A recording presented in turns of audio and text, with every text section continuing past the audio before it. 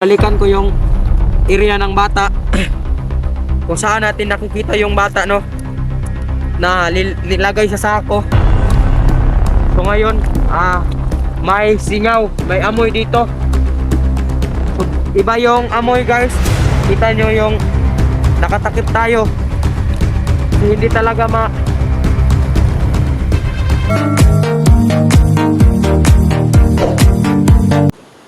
so what's up, guys, no? Magandang araw sa inyong lahat dyan, kung anong oras nyo pa manood yung video ko sa araw na to. So ngayon, guys, no, ito yung pagbabalik natin sa area kung saan natin naligtas yung bata, yung nilagay sa sako.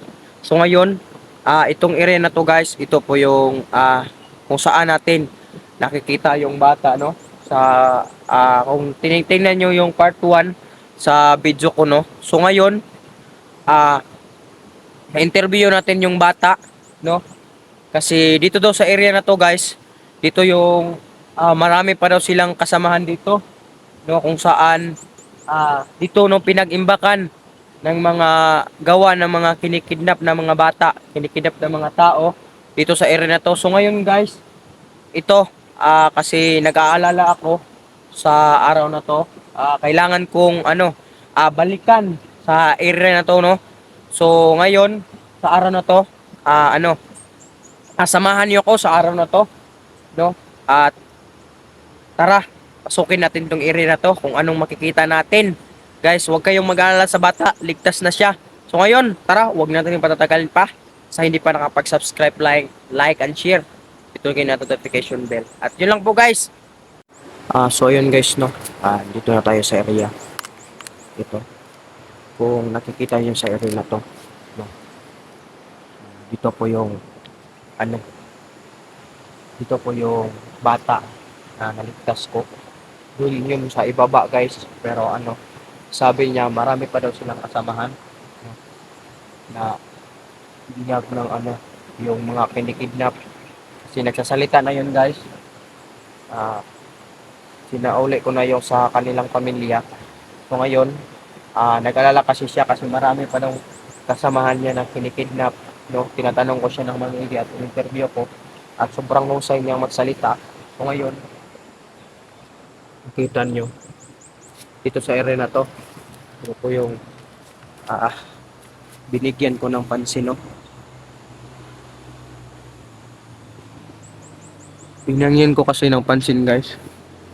Sobrang lawak kasi dito ng ilog na to. So, siguradong ito po yung imbakan. Dito po daw nilalabay yung yung mga patay.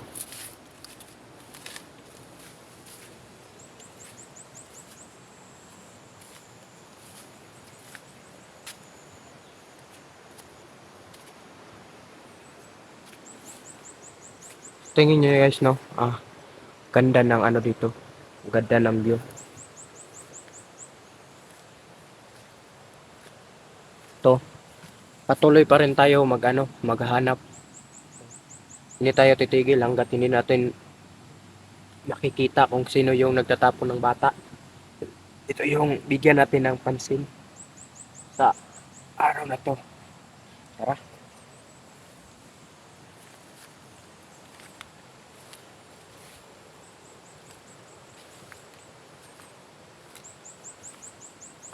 To, maraming dito, guys. Kailangan natin din na mag-ingat. Hindi natin alam kung ano yung masagupan natin, pero alerto lang tayo. May dala tayo ng baril, no? At kumpleto yung natin ngayon dala. So ngayon, dahil kung may mainkwentro tayo, may panangga tayo sa kanila, yung mga hayop ng mga kidnapper na yan. Kasi na-interview ko yung bata, guys.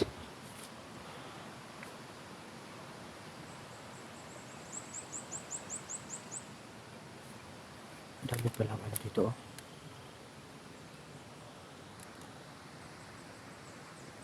Dami pa lang dumadaan dito, guys. Yun.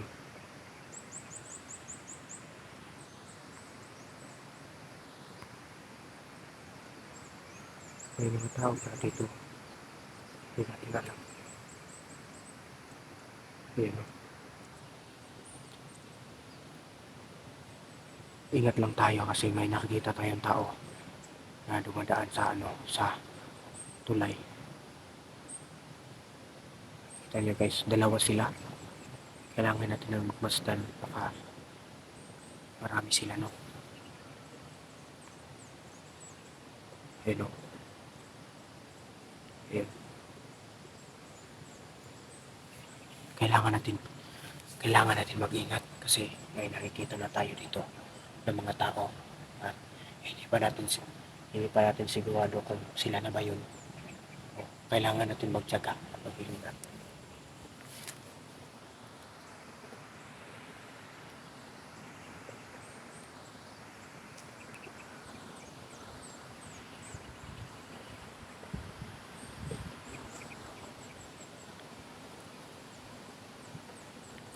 Tara, tuloy pa tayo sa paghahanap.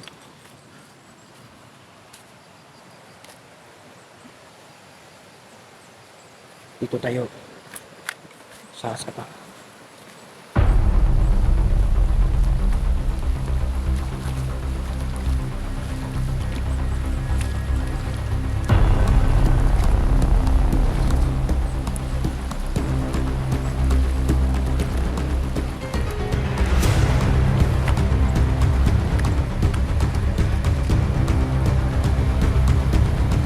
Sabi ng mga kriminal dito ngayon guys, madami na talaga.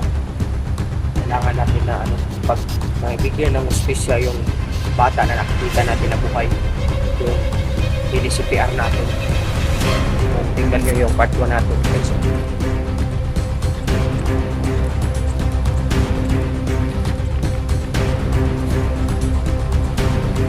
Okay. Sobrang mabaho dito. Sobrang baho dito guys.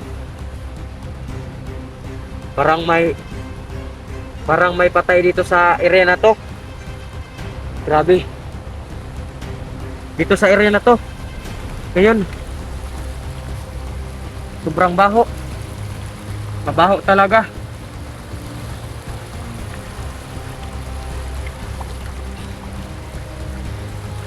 Baka may patay dito guys.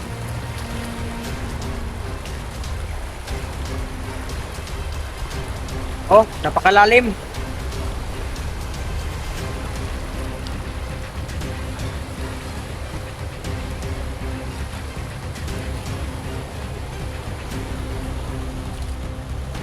Yo, hanapin natin. Ano kaya yung bakit?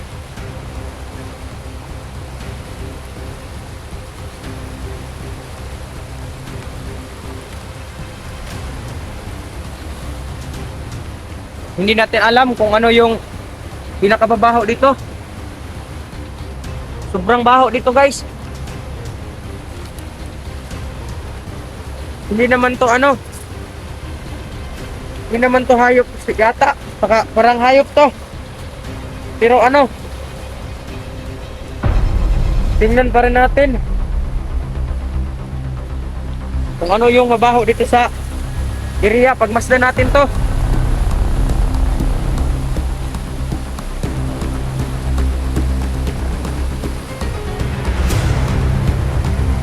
Hanapin natin dito sa sa area na to kung ano yung pinakamabaho dito.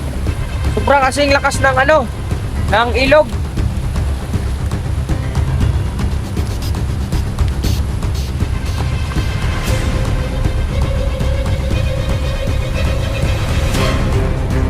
Grabe yung baho dito sa lugar na to guys.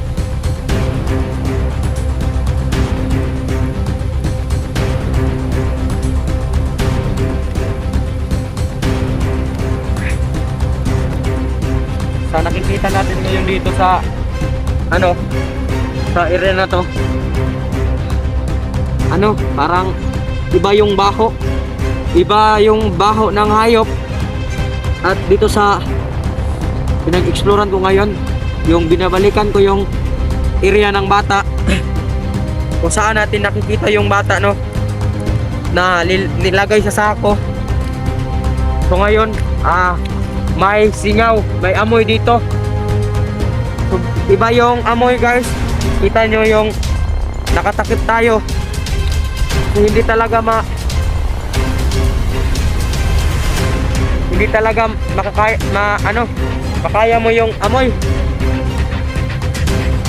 Tuloy natin. Ano yung amoy na yan?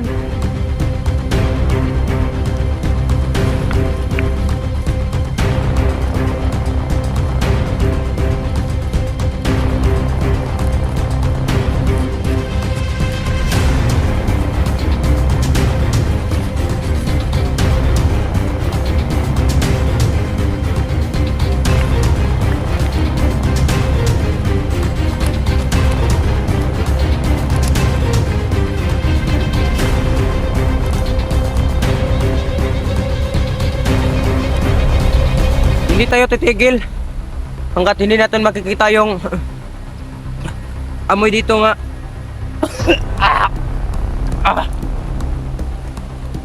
Parang tumaas yung ko, yung kabuhi ko sa kita nyo sa hindi makakayang amoy dito guys. Parang malalason ako dito. Pero tingnan pa rin natin kung anong amoy yon. Kasi hindi pa natin makikita.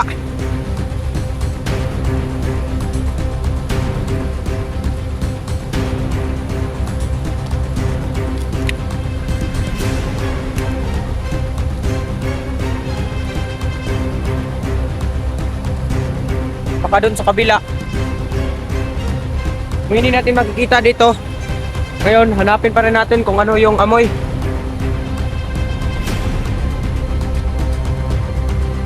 Sobrang baho talaga.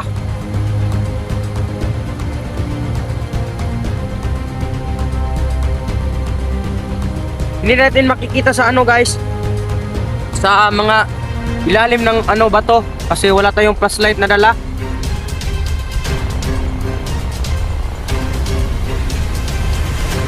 Ano kayo yung klaseng amoy, pero nandito pa rin sa banda.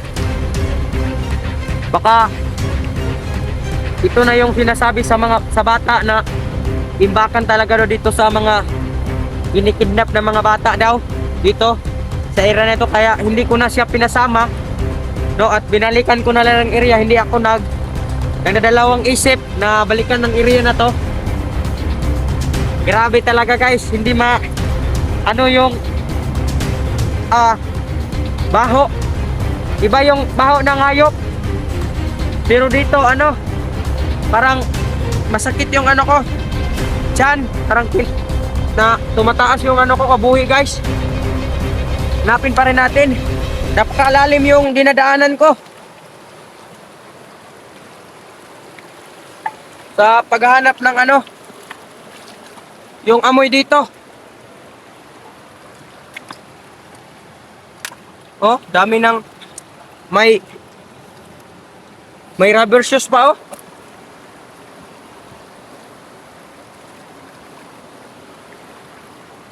Size to ng guys.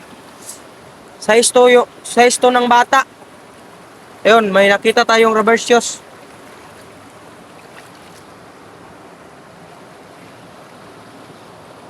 Ito, may nagmamayari ito. Ayun, ayun kaya yun. Kasi